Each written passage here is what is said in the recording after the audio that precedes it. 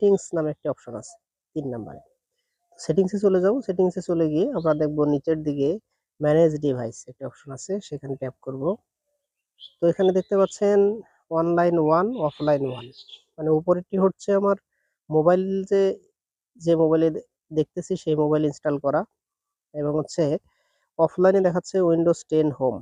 এটা মূলত আমার যে কম্পিউটার আছে সেই কম্পিউটার ইনস্টল দেওয়া। তার মানে হচ্ছে ইমোতে কেউ যদি কল দেয়, কোনো মেসেজেস করে, যাই হোক, এগুলো হচ্ছে আমার মোবাইলে এবং কম্পিউটারে দুটোতেই আসবে।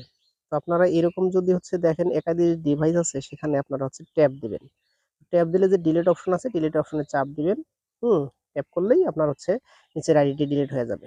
আবার হচ্ছে এখানে দেখেন মাল্টি ডিভাইস ফাংশন নামে উপরে একটি অপশন আছে। এই ডিভাইসটি আপনি অফ করে দিতে পারেন, ডিসেবল করে দিতে পারেন। তো ডিসেবল করে দিলেই কিন্তু শুধু আপনার মোবাইলে যে হচ্ছে দেওয়া আছে সেটি আপনি দেখতে পারবেন।